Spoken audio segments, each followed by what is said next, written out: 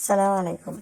سؤال النهاردة مهم جدا من أخ فاضل وكريم، بيقول أنا بشتكي من قلة الإنتاج وماشي بكل تعليمات حضرتك، كل اللي انتي بتقوليه أنا بعمله، وبسيب النور متقاد لحد الساعة 11 وأحيانا لحد الساعة 1 بالليل، وأحيانا أصلا ما بطفيش النور عشان الحمام ياخد راحته. لو كان تحت زغاليل يأكل زغاليله، وكمان لو في ذكر او يعني الذكر والنتاية يبقوا طول الوقت مع بعض والنور يكون قايد بصفة مستمرة. هو بيقول بتعليماتي، وبيقول ان انا نوهت اكتر من مرة، قلت ما حدش يطفي النور بالليل عشان الزغاليل تاكل وتكبر بسرعة والحاجات دي. اول حاجة رجاء من كل الناس، اي حد عنده اي سؤال يتفضل يعرضه عندي على القناة، بلاش الاسئلة يعني على الخاص نهائي. يعني خلوا الخاص بصراحة كده للبيع والشراء، لان بيبقى عندي تكدس رهيب بصراحة على الخاص عشان البيع والشراء، فما ينفعش الاتنين عشان بس ارد على الناس. اول حاجة، الناس اللي دايما بتشتكي من قلة الانتاج، حابة أنوه لهم على حاجة مهمة جدا. اتأكد دايما إن حمامك بصحة جيدة، اتأكد إن حمامك خالي تماما من أي نوع من أنواع التعب. عشان كده كل اللي مطلوب منك إنك تجوع حمامك، أو بمعنى أصح تأكل حمامك بالوجبة. تحط مثلا الأكل الصبح وآخر اليوم، أو تأكله 3 مرات في اليوم، بس وجبات مش مشبعة قوي، أو بمعنى أصح ياكل كويس لكن ما تسيبش الأكل قدامه. وفي الوقت اللي انت مراقب أو بتحط الأكل لحمام، أنا منصحش أي مربي أو أي حد عنده غرفة من الحمام يحط الأكل ويطلع يجري. حط الأكل للحمام بتاعك، ولازم الحمام يكون جعان. خليك موجود في الغرفة ما تخرجش. وجودك في الغرفة هتكتشف كل حاجة في غرفة الحمام في ثواني. يعني مثلا لو عندك فرد حمام تعبان أو عنده أي نوع من أنواع المشاكل، هتقدر تعرفها من خلال وجودك في الغرفة. مجرد ما تحط الأكل هتلاقي الحمام بياكل وكمان بيأكل زغاليله. ده الحمام اللي صحته كويسة. أما الحمام التعبان غالبا هتلاقي زغاليله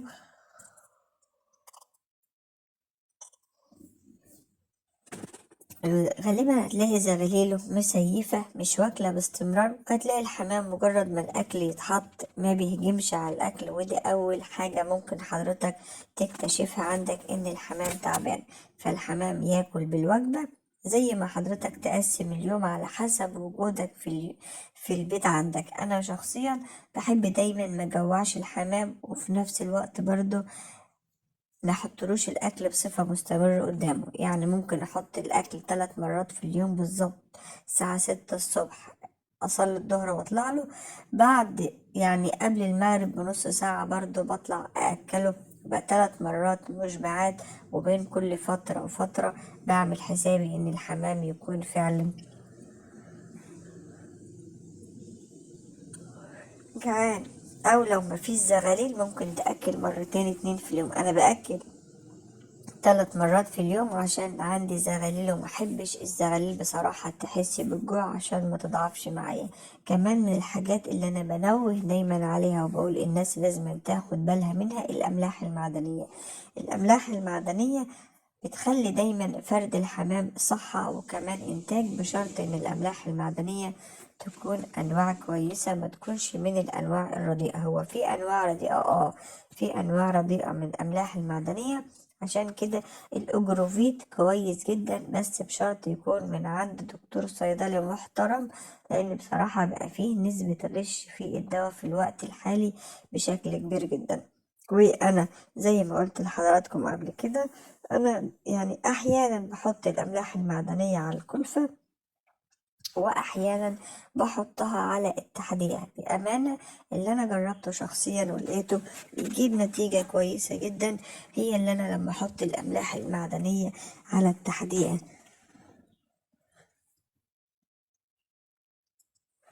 بجيب معلقة من معلقة الشاي الصغيرة وبحطها على كيلو من التحديقة، وبقلبهم كويس جدا، وبحطهم قدام الحمام بتاعي لحد ما ياكل كويس.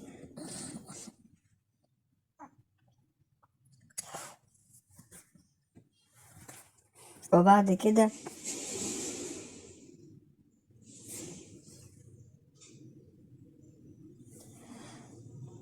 بقلبها كويس جدا على التحديقة، واسيب التحديقة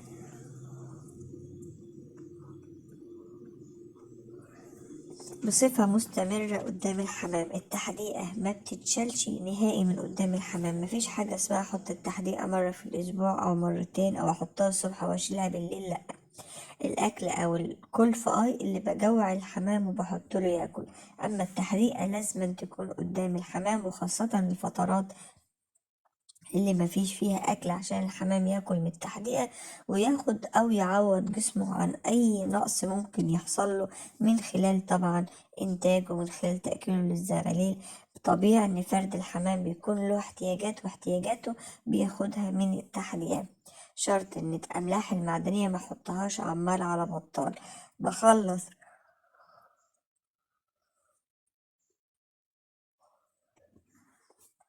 الكيلو اللي انا حاطه عليه املاح معدنيه او معلقه املاح معدنيه تماما، بخلصه خالص، برجع احط معلقه املاح معدنيه من جديد، وبحط كيلو املاح معدنيه من جديد، وهكذا. وده بصفه مستمره.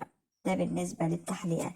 تعالوا بقى للاخ الفاضل اللي بيقول ان انا او بيسمع كلامي او بيعمل كل اللي انا اقوله يعني بالظبط بالظبط. بيقول ان انا دايما بنوه وبقول الناس تفضل سايبة النور بالليل. طب ليه حضرتك تقول حاجة زي كده، وتقول ان انا بقولها؟ حضرتك كده مش متابعني اساسا خالص. انا اكتر حاجة دايما بنوه عليها ودايما بناشد فيها، ودايما بقول يا جماعة النور بالليل بيعمل خلل في جسم فرد الحمام. وكلمة خلل بقى ده بتؤدي لكل خلايا جسمه. بتعمل خلل في أثناء تكوين التبويض لعنقود البيض. بتعمل خلل للذكر، بتخليه نسبة التخصيب بتاعته قليلة جدا. بتعمل خلل للنتاية. ودايما كل ما تيجي تكون عنقود البيض تحس ان جسمها فاقد كل الاحتياجات بتاعته. إيه اما بنقيد النور بالليل بنلاقي الحمام عنده نقص كالسيوم. لما بنقيد النور بالليل بنلاقي الحمام عنده نقص في هرمونات جسمه ككل. في أي حاجة ممكن حضرتك تتخيلها بيكون عنده نقص فيها. فلما بنقيد النور بالليل بنساعد الحمام إن هو دايما يكون جسمه هزيل، دايما يكون ما خدش راحته. الحمام على فكرة من الحاجات إن لازم ينام وقت كافي عشان يصبح تاني يوم يكون عنده استعداد لتلقي يوم جديد وتعامل بطريقة صح. حضرتك لما بتقيد النور بالليل لا بتخلي الحمام أصلا الذكر يكسر النتاية، لأن بيكون في خلل وعدم راحة. أما لما بنطفي النور بالليل تاني يوم بنلاقي الذكر نشيط لأنه ارتاح، وكمان بنلاقي النتاية نشيطة لأنها ارتاحت طول الليل، نايمة ومستجمة ومفيش اي حاجة بتهلكها. لكن حضرتك عمال تفتح النور، وايه يعني الحاجات اللي جسم فرد الحمام بيفتقدها طول اليوم بيستردها بالليل من طاقة ومن قوة ومن كل حاجة جسم فرد الحمام بيكون محتاجها. حضرتك بتكسر الكالسيوم 24 ساعة في 24 ساعة. بتعمل عدم اتزان في 24 ساعة في 24 ساعة من انك ايد النور بالليل. فرجاء الناس اللي بتتابعني تحاول ان هي النور بالليل يكون مطفي. النور بالليل ده نطفيه على الحمام اجباري لو حضرتك يعني حابب يكون عندك انتاج، وحابب يكون عندك انتاج غزير. انا استحالة قلت في فيديو ليا في حياتي من يوم ما فتحت القناة قلت ابدا ايدوا النور على الحمام.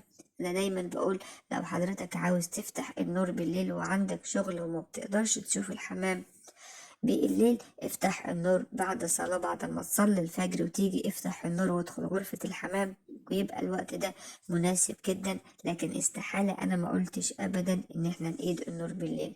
تاني حاجة لازم تكون متأكد انك بتدي كالسيوم للحمام بتاعنا، والكالسيوم ما يبقاش عمال على بطال. الكالسيوم بيكون له اوقات معينة ندي فيها فرد الحمام عندنا للحمام، لكن مش عمال على بطال.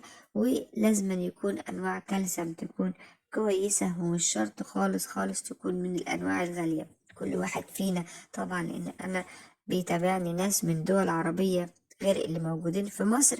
كل اللي حضرتك هتعمله هتروح الصيدلية البشرية وتقول له أنا عاوز أنواع كالسيوم، مش شرط تكون غالية، لكن تكون متعددة، يعني فيها أكتر من نوع، يعني فيها مثلا فيتامين ألف ب، فيها فيتامين، يعني فيتامينات متعددة. لما تقول له كده هو الصيدلي بيفهم، وبيديك أنواع تكون رخيصة وفي نفس الوقت برضو بتكون مناسبة، وما تعرفوش ان هي للحمام بتاعك، عشان ما يحاولش يجيب لك يعني او يستغل ظروف ويديك حاجات مش كويسة.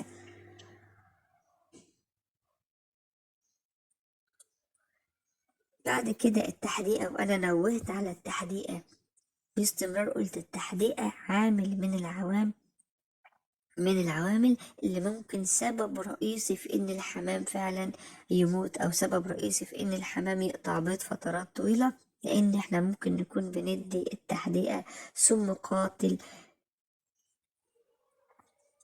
للحمام بتاعنا. التحديقة لازم تكون خالية تماما من الهرمونات، خالية تماما من أي نوع من أنواع السموم، خالية تماما حتى لو الفلاح عندنا بيحط أي نوع من أنواع الكالسيوم، تكون خالية من أي أدوية حتى لو الأدوية ديت مش سموم. معنى كده إن أنا أما أجي أجيب التحديقة بتاعتي ما أجيبهاش أبدا من داخل الأرض الزراعية، دايما أروح خارج الأراضي الزراعية على الكسور بتاعة البحور، وأبدأ إن أنا اجيب عندي التحديق عشان تديني نتيجة كويسة جدا. وانا عملت قبل كده فيديو عن مكونات التحديق الصحي للحمام، وان شاء الله هحاول اسيبه لكم في اول تعليق مثبت عندي عشان الناس كلها تدخل تشوف مكونات التحديق الصح.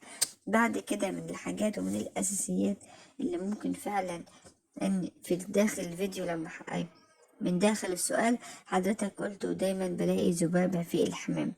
ذبابة الحمام واردة جدا وممكن تكون عند أي حد فينا في أي وقت من الأوقات. أهم حاجة إن أنا أتخلص منها حفاظا على الإنتاج بتاعي، لأن لو في ذبابة في جسم فرد الحمام للأسف بتأخر من سرعة الإنتاج بشكل كبير جدا، لأن الذبابة دي بتتكون أو بتمص دايما عندنا الدم اللي موجود في جسم فرد الحمام، ولما بتمص الدم بتخلي الحمام دايما عندي ضعيف وهزيل، ولما الحمام عندي يكون ضعيف وهزيل بالتالي مش هيكون عنقود بيض، لأنه عنده نقص في عناصر كتيرة جدا. فالناس تخلي بالها من الحتة ديت. من الحاجات اللي انا دايما بكون حريصة عليها رش الحمام بتاعي كل مثلا 6 أو 7 شهور، بحاول ارش مرة. بحاول اجيب الافيزر اللي هو اللي بلاش اقول اسامي ادوية، خلينا نقول بنروح الصيدلية البشرية. طب ليه ما بقولش اي انواع من انواع الادوية؟ لان معظم الناس اللي بتتابعنا على فكرة من الدول العربية، وهم اكتر ناس بصراحة بيشوفوا الفيديوهات للنهاية، وانا بشكرهم من وجودهم ده على راسي من فوق. ويا ريت الناس يعني اهل مصر كمان هم يتابعوني للنهاية، لان الفيديو يكون مفيد وحضراتكم اسئلتكم بتكون خارج يعني المحتوى اللي انا بقوله، لمجرد ان انا بقول يمين حضراتكم بتقول شمال، لمجرد انك بتسمعوا ناس تانية وبتيجوا هنا تقولوا لي. ما علينا، انا بجيب اي نوع من انواع الادوية البشرية، بتروح للصيدلي تقول له انا عاوز حاجة لحشرات الراس تكون مخصصة للاطفال، وممكن كمان تقول له انا بضيفها على المية، على يعني سنت المية احطه قد ايه. انا هنا بجيب الافيزيرين بحط 5 سنت على لتر من المية، بيجيب معايا نتيجة كويسة جدا. وبرش احطه في البخاخة اللي حضراتكم